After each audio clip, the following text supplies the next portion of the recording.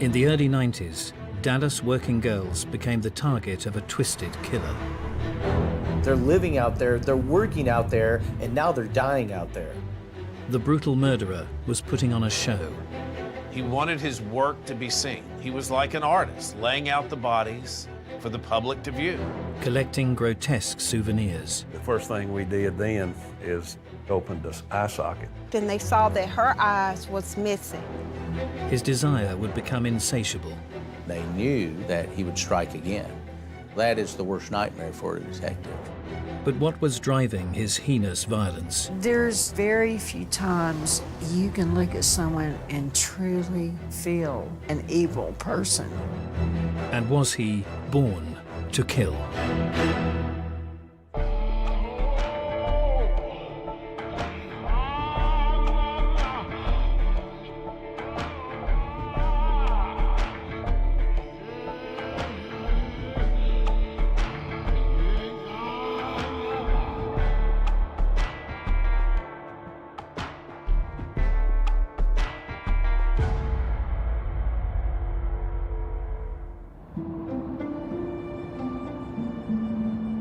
In the 1990s, Dallas, Texas was a successful, booming metropolis, looking towards a prosperous future. The city leaders of Dallas always would promote this city as the gleaming, shining symbol of the Southwest. Pure, beautiful, great skyscrapers. Everyone was successful. But at the same time, Dallas had this great, shiny image.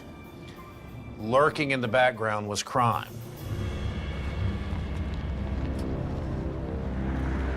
Dallas was a very violent city. Matter of fact, the early 90s, we had our largest rate of homicide that we ever had. In 1991, we had over 500 homicides in the city of Dallas. And one formerly middle-class district to the south of the city had become the center of Dallas's seedy underbelly. Oak Cliff had gone downhill. It was crime-ridden. You had lots of crime, you had lots of prostitution, you had lots of drugs.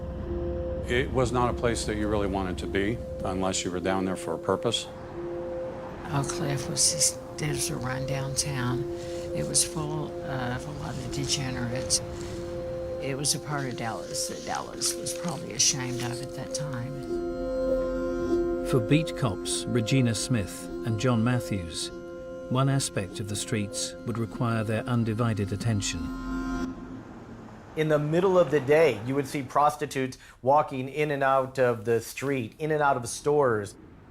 Most of the girls that were out there as prostitutes had a drug problem. Drugs were the crux of their existence. We had established rapport with these girls. You know, we cared about them. And we didn't see them just as prostitutes, we saw them as human beings. One of the troubled women working in the area was 33-year-old mother Mary Pratt. Mary was a girl that had worked the streets for quite a while. She grew up not very far from North Oak Cliff, and her family still lived just outside of the city of Dallas. She loved her family. She had so much great love. And Mary wanted out of the life really bad.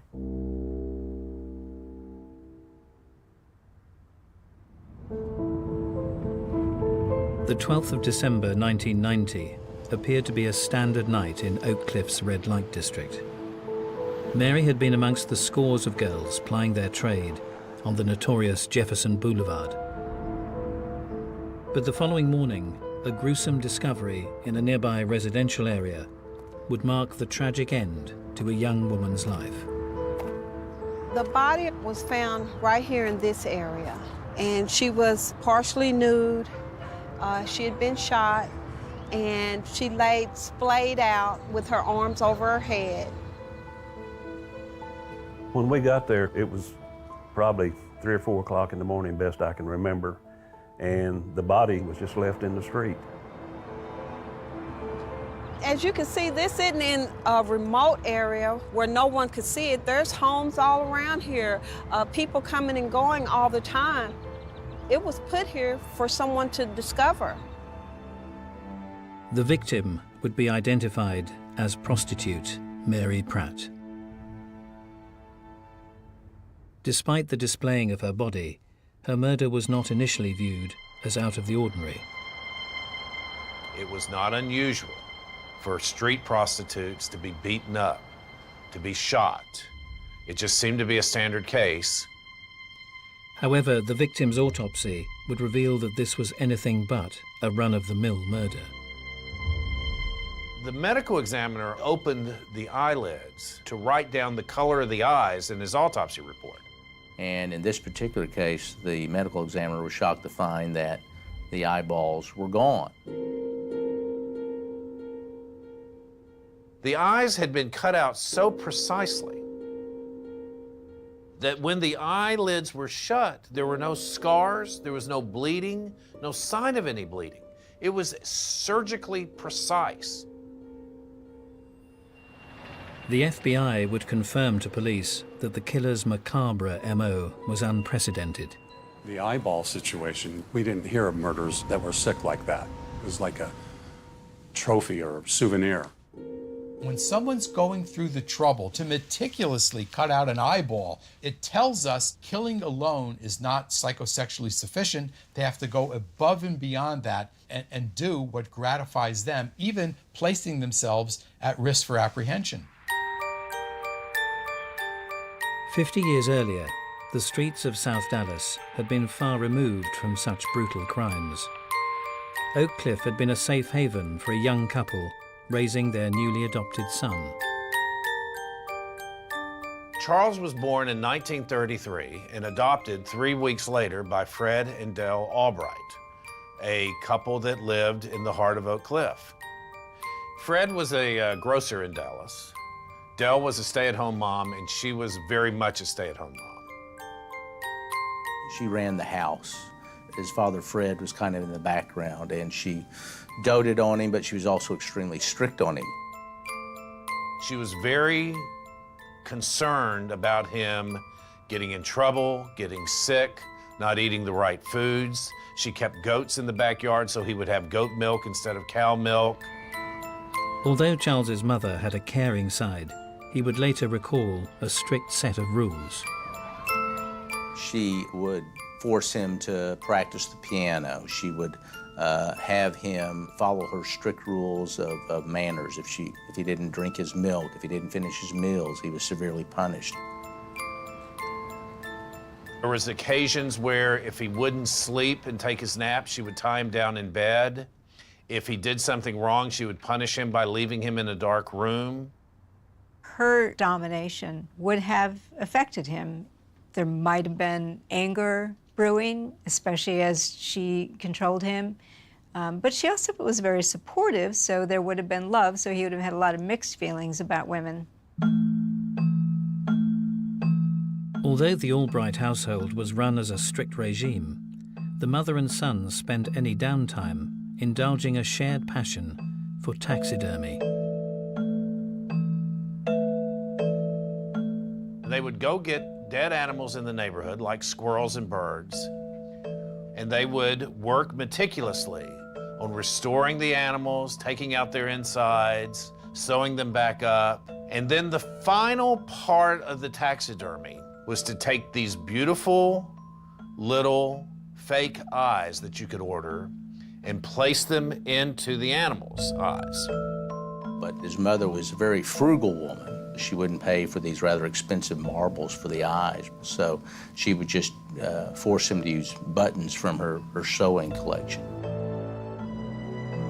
And he would take a bus down to a local taxidermy shop, and he would run his fingers through the boxes of eyes, just staring at the eyes, but never able to buy them to put on his animals. 50 years later, Charles Albright's neighborhood had just suffered the gruesome murder of prostitute Mary Pratt. But as detectives searched for a lead, the killer was already planning his next attack.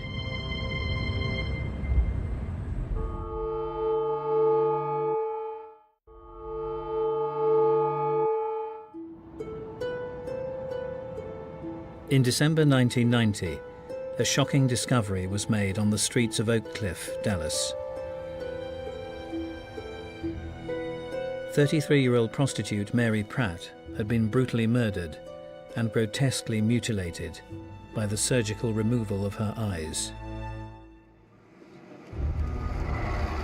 As police searched for clues, beat cops Regina Smith and John Matthews turned to the local girls working the red light district on Jefferson Boulevard.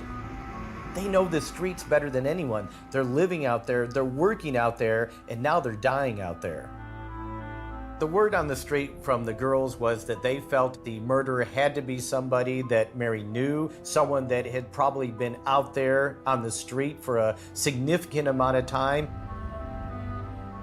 What the girls were saying, they would think of their worst customers that had treated them badly, and none of it fit the profile of what we were seeing. You know, some of them were just, totally way off. Police were further baffled by the dumping of Mary's body. She was known to have been working around Jefferson Boulevard, but her body had been discovered in a residential area some distance away. Mary, like most of the girls, would turn their tricks only in a very small geographic area. They wanted to stay close to their pimp and close to where they had friends. And having the body discovered a long way away from the Jefferson area was quite extraordinary. Although officers Smith and Matthews had little to go on, an encounter with local prostitute Veronica Rodriguez appeared to offer a break. I saw this gash on her throat and a gash on her head, and I said, "What happened to you?" And she said, "I almost got killed. I had to jump in a drain to get away from him." And so we were like, "Really?" Veronica claimed she had been with Mary Pratt on the night of her murder.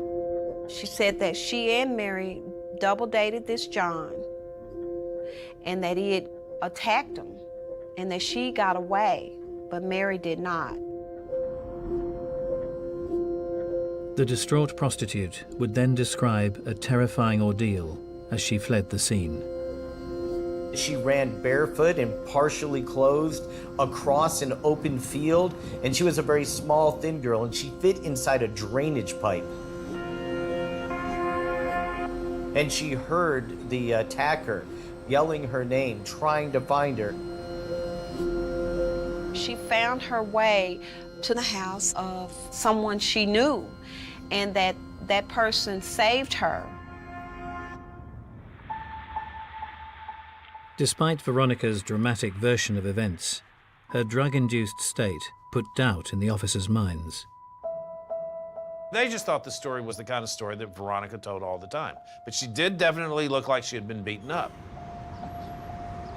However, just 2 days later, officers Smith and Matthews would cross paths with Veronica once again, whilst checking out a suspicious truck parked up in Oak Cliff's red light district. We swung open the doors, and that's when we saw Veronica in the car doing business with Axton Schindler. Schindler was a local truck driver, renting a house in the area. Veronica was very agitated. She was very upset, and she kept saying, "Well, he saved me. Leave him alone. Let him go." "Don't arrest him. Don't arrest him. That's the guy I told you about that saved me. He saved me." But he really didn't kind of verify the story at the time that she said.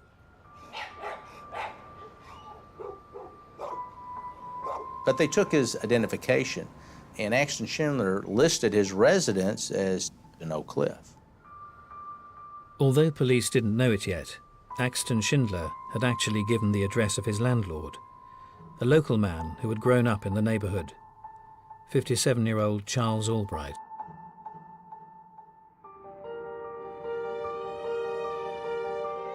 As a child in the 40s, Charles had experienced a strict regime at home. It appeared that this disciplined upbringing had paid off at school. He was very gifted in science. He was a gifted athlete. If you met him as a boy, you would think he's going a long way. He was smart and did well in class, but he also was the type of person who did pranks and would get in trouble a lot. He was a good thief. He would steal the test exams and make copies for his friends. For him, going through the proper channels, like taking your classes, graduating, that wasn't the way he wanted to run his life. He sees the world as a place where you have to always get over on him. As Albright hit his late teens, his mischievous behavior started to spiral out of control. He was arrested for breaking into a jewelry store as a boy and stealing a watch. A juvenile probation officer came to see him and did interviews with him. He had never before met a teenager who was able to divorce reality from falsehood. Albright could convince himself he hadn't committed a crime. He could lie to himself and be very convinced. Charlie's delinquent behavior would continue to escalate, and he would eventually be imprisoned for a year, aged just 17. However, on his release, he appeared to have mended his ways.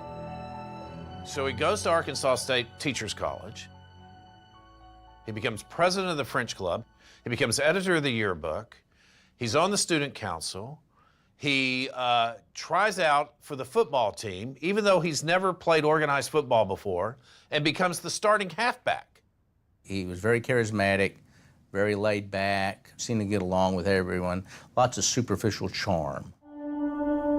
The colourful Albright would also gain notoriety for his outlandish pranks. Charlie had a friend in college named Andrew, who was dating the most beautiful girl on campus. She broke up with him. In a fit of despair, he tore up her pictures.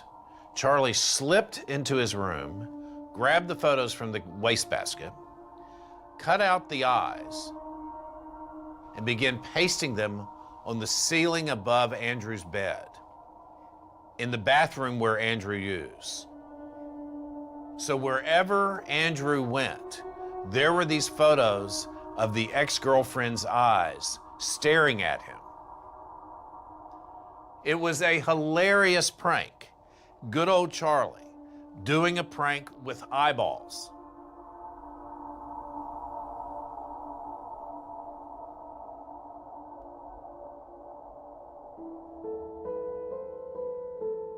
"40 years later, local prostitutes were still working Oak Cliff's red light district, despite the twisted murder and mutilation of call girl Mary Pratt. The girls will get picked up, some will get beat, some will get raped, and some will get murdered. That's kind of the life of a typical prostitute. But Oak Cliff was about to suffer another brutal killing that would strike an ominous chord with investigating officers. In February 1991, 2 months after Mary Pratt's body was found, the body of another woman was found on the same street in South Dallas.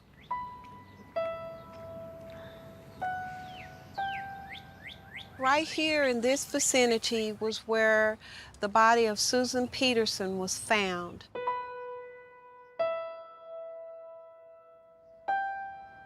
Her body was partially nude. She had been shot, and she was laying here displayed. The prostitute's murder bore marked similarities to that of working girl Mary Pratt. Both bodies were dumped in the same neighborhood. Both bodies were shot. Both bodies were displayed in the same way, as if the killer wanted them to be discovered quickly. When a killer just dumps a body, they are, first of all, calling the victim garbage, just dumping them in the streets for pickup. Also, this is a brazen statement against the community itself. This is one of yours, deal with it. They were not just people to be thrown in the streets like that. The pictures I saw haunted me forever. They still do. So what, they did that? It didn't give anyone the right to take their life from them, nobody the right to take their life from them. Although Susan's murder had come under a different jurisdiction, On hearing the news, Dallas detectives feared her autopsy would reveal the same hideous mutilation inflicted on the face of Mary Pratt. They immediately called the medical examiner and said, check the eyes. And they got a call back that said, the eyes are missing. In that moment, the alarms went on, because now they knew they had a serial killer. They knew that he would strike again. That is the worst nightmare for a detective. He loved, clearly, taunting the cops. He wanted his work to be seen. He was like an artist, cutting out their eyes and disappearing into the night. The mutilation of the two innocent women was evidence of a most twisted mind at work. Detectives would soon discover that the killer's lust for trophies was far from over.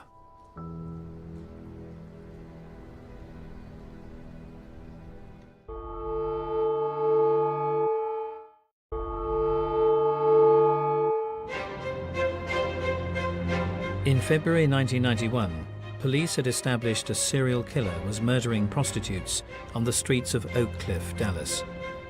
Both Mary Pratt and Susan Peterson had been mutilated in the most horrific manner, their eyes surgically removed during the twisted attacks. They had to get word out to the prostitutes on the street to warn them that there was a killer out there and that the bodies were mutilated in a certain way.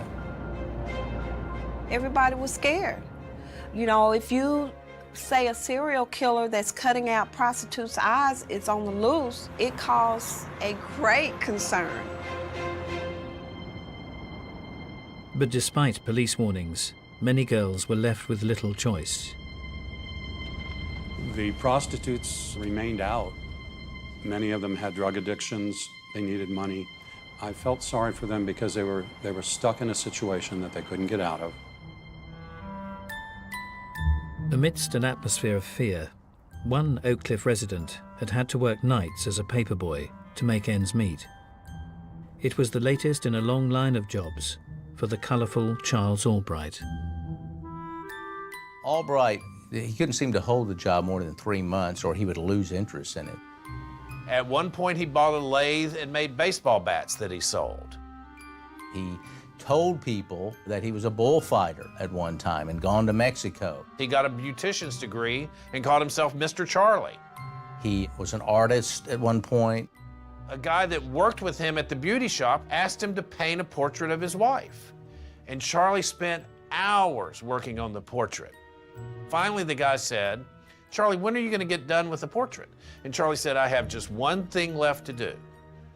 And the man looked at the portrait, and it was a perfect rendition of his wife, except that the eyes were missing. But Albright's eccentric demeanour hid a life of petty crime. 22 years earlier, in 1969, he created fake qualifications to land a job as head of biology at a high school east of Dallas. From there, he coached the football team. High school girls swooned over him. High school boys wanted to be like him. They would come to him for counseling.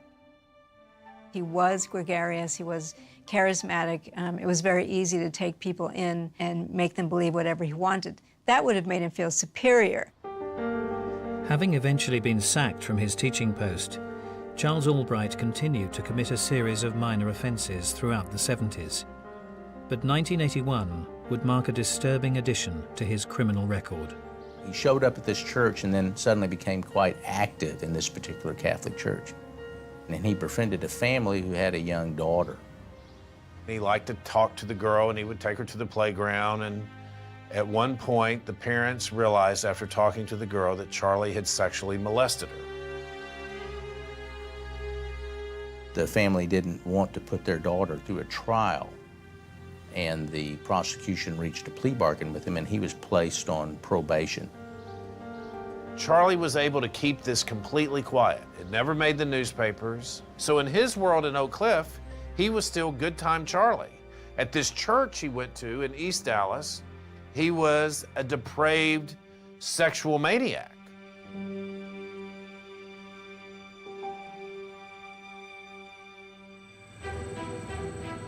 Ten years later, in 1991, panic had set in throughout the wider community of Oak Cliff, following the brutal slaying of 2 white prostitutes.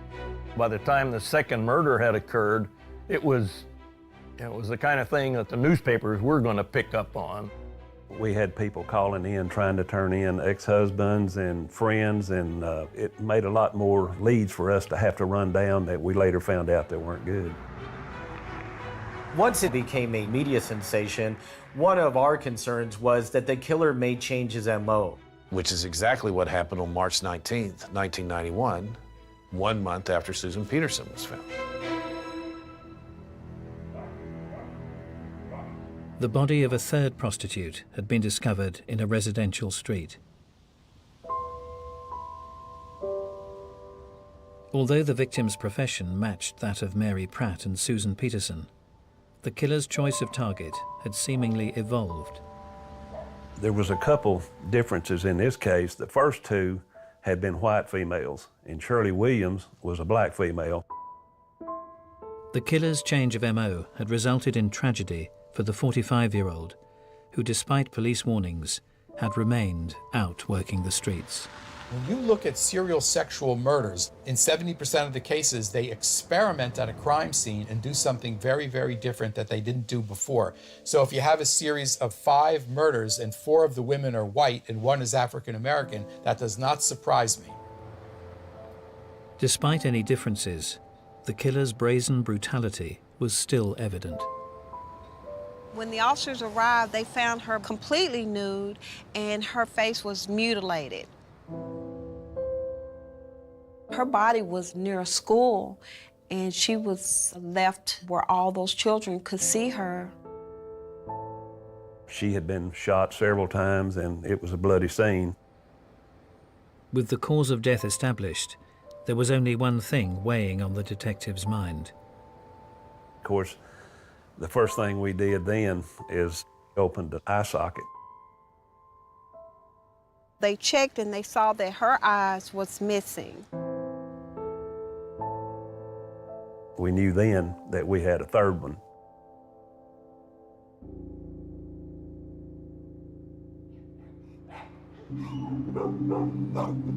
As with the other 2 murders, the eyeballs had been removed from the scene. But this time, the killer appeared to have acted in a frenzy. Whereas with Mary and Susan, their eyes had been surgically removed, but Shirley lay here and there were marks around her eyes. This time, the killer didn't have as much time to precisely get those eyeballs out, and he left part of an X-Acto blade in one of the eye sockets. As police chased down their leads, Oak Cliff resident Charles Albright remained under their radar. Despite his checkered past, the charismatic 57-year-old had become a popular member of the community. Forensic scientist Dr. Irving Stone recalls the 57-year-old as a welcome addition to his seniors' softball team. Charlie Albright was kind of a happy-go-lucky fella. Looked like a fire hydrant. He was wide-shouldered, strong. He had a great sense of humor. And I think the fellas on the team generally liked Charlie. If there was ever any tension or conflict on the softball field, even amongst these old guys get pretty competitive, Charlie was the first to back down. He didn't seem to like physical confrontation. Alongside his busy social life, Charles also seemed to be living in domestic bliss. He met a woman, a widow from Arkansas named Dixie, who he woos and says he wants to marry. She fell victim to his charms, and they eventually moved in together. Dixie thought she was living with Prince Charming, who, she would come home to, and he could read poetry to her and that sort of thing. Increasingly out of work, Albright's main income was from a string of rental houses passed down from his parents. But as the financial pressure mounted, Dixie was forced to become the main breadwinner, unaware that her partner was leading a double life. What Dixie could not imagine was that when she was at work at a gift shop during the day, that Charlie would get in his car and drive 10 minutes away to the whore motels out by the interstate and visit prostitutes, and sometimes bring them back to one of his rental houses. He was very smart, so he had the ability to live in a variety of compartments. So, and each of those compartments would have its own sense of morality and sense of identity, and it would depend on what situation he was in or what mood he was in as to what he was going to do. The working girls who knew him recall a client who liked to take charge. He went out and bought drugs for women and said he didn't want them on the streets because he worried about them. Oh, y'all are my girls. Oh, I'll go get you some drugs. I would hate to have anything happen to you. He would pay for some of their meals, or if they needed money, he would give them $100. And that wasn't even necessarily for sex. He wanted to develop these friendships with them. So they looked at him as someone who was safe to be with. Oh, he was charming when he wanted to be. He told me I had lovely eyes. But his acquaintances in the red light district experienced a change in Charles Albright's behavior.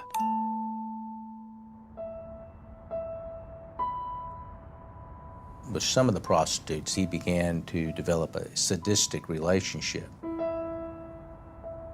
You saw two different sides of him. You saw a charming, nice side, and you saw an angry side. He began tying them up. He would hit some of them with rope or with an extension cord. He would yell at them. He would cuss at them. He got very rough in his sexual activities. I worked in a psychiatric unit for a long time because I'd been a nurse, and I knew something was wrong.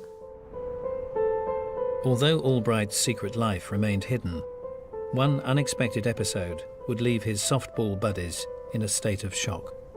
Two young women drove slowly past the softball team right as the game had come to an end, and some man just said as a joke, "I bet they're prostitutes. Hey, Charlie, why don't you go have a taste of that?"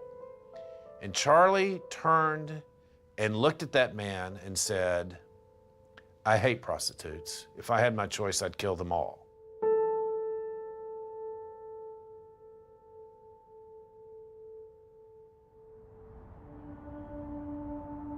One year later, in March 1991, the twisted murder of a third prostitute had shut down Oak Cliff's red light district. You could not find a prostitute of any race on the street. It cleared the streets, period.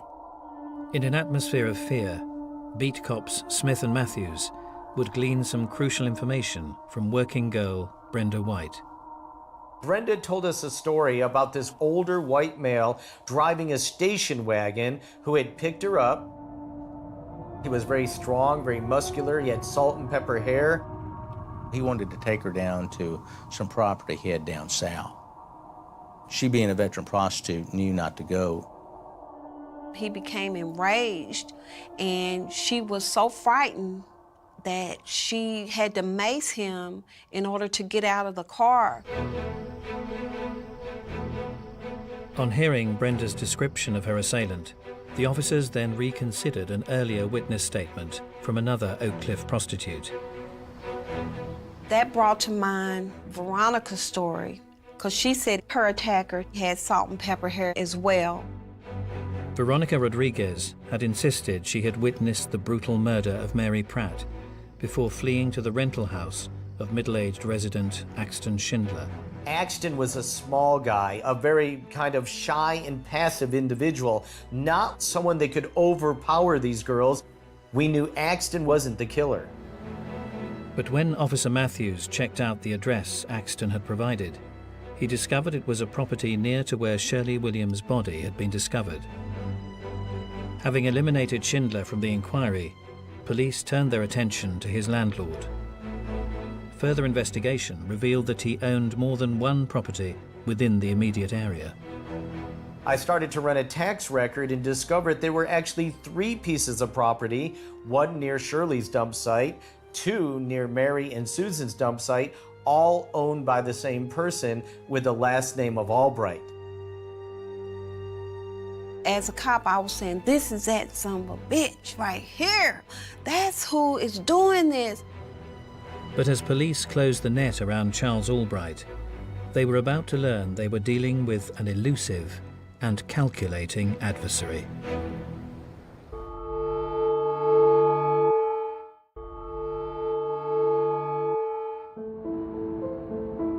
During 1991, a depraved serial killer had struck at the heart of Oak Cliff's red light district. Having connected the 3 murders by the bizarre removal of the victim's eyes, Dallas police finally believed they had their man. 57-year-old Charles Albright fit a witness description and owned several houses within close proximity to where the victims' bodies had been found. The arrest happened in the wee hours of the morning. The tactical team had lined up and were in position surrounding the home.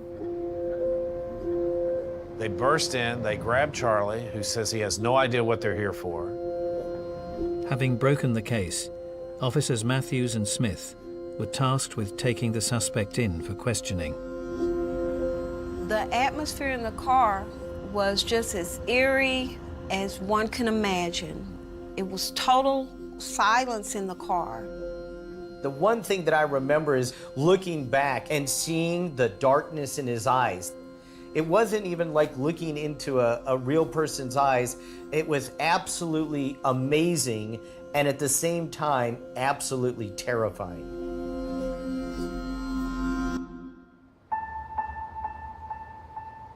All of the victims had been shot and had bizarrely had their eyeballs removed. But as detectives searched Albright's house, little evidence came to light.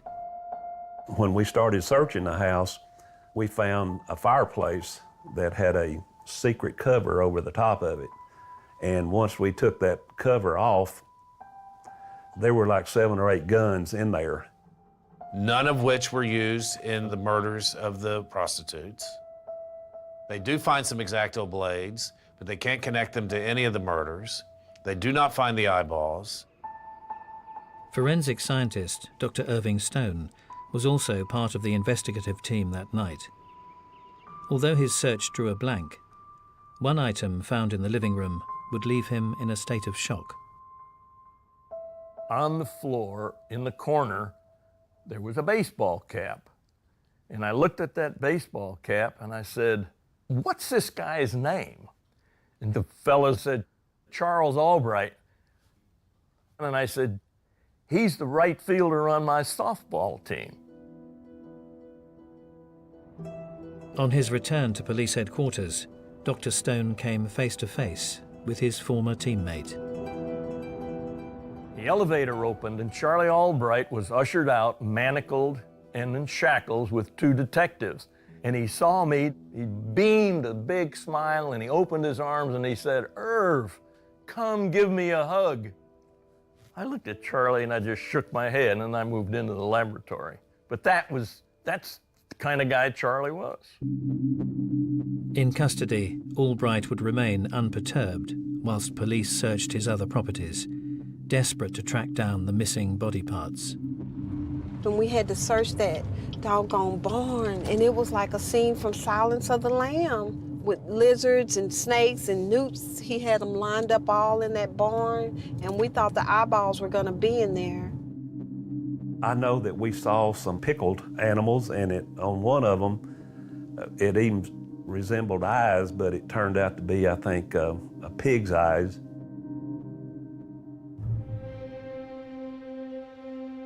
Although the evidence against Albright was still lacking, officers Smith and Matthews would locate the site of Shirley Williams' murder following a tip-off from a local prostitute. The discovery of her coat at the scene provided the turning point in the case. That directly tied Albright to Shirley Williams.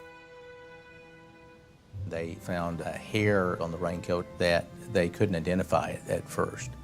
And the interesting thing was they found this same type of hair in the vacuum cleaner from Albright's house. And they actually had to go to the zoo and have their experts look at it, and they identified it as a squirrel hair. They knew that he had vacuumed the truck or something in order for those hairs to get, in that vacuum cleaner. So that became a crucial piece of evidence. At trial, Albright would deny he had even frequented the red light district. But ultimately the jury found him guilty of the killing of Shirley Williams. Although he wasn't officially charged with their murders, the cases of Mary Pratt and Susan Peterson were detailed in court. As Charles Albright faced life in prison, the shattered community of Oak Cliff would try to comprehend why this one-time petty criminal had targeted Oak Cliff's working girls in such a brutal manner. He was adopted, we knew that. And his birth mother might have been a prostitute. And with him living with the thought that his mother was a prostitute, it might have just festered over the years or something like that. But for many, it was Albright's unprecedented MO to mutilate his victim's eyes that was truly unfathomable. Albright had never really accomplished a thing in his life. And I think this may have been a way, he was going to make his mark in the world. There was incidents in his early life that his mother used buttons for eyes in their stuffed animals. And I usually am very reluctant to attribute future behavior as an adult to events in childhood. But in this particular case, I really think it applies. He will talk at length about his obsession with eyes to this day. In his prison cell, he reportedly had drawings that he had made of beautiful women's eyes, taped one after another across the wall. In the aftermath of his twisted brutality, one question remained. Was Charles Albright born to kill? I think the key to Charlie is to understand, despite all his charm and all his cleverness, and that he had, from the beginning, an antisocial personality. His adoptive mother, Dell, perhaps sensed it, and maybe that's why she raised him so diligently. She knew that her son was going to spiral out of control. I think Albright was born to be a con artist, to be a person who would do whatever he wanted. And so if murder was something that appealed to him, he was ready to do it. Even though he had a strange childhood, he wasn't abused in any way. He wasn't sexually abused. He wasn't physically abused, really. I think it was more genetic.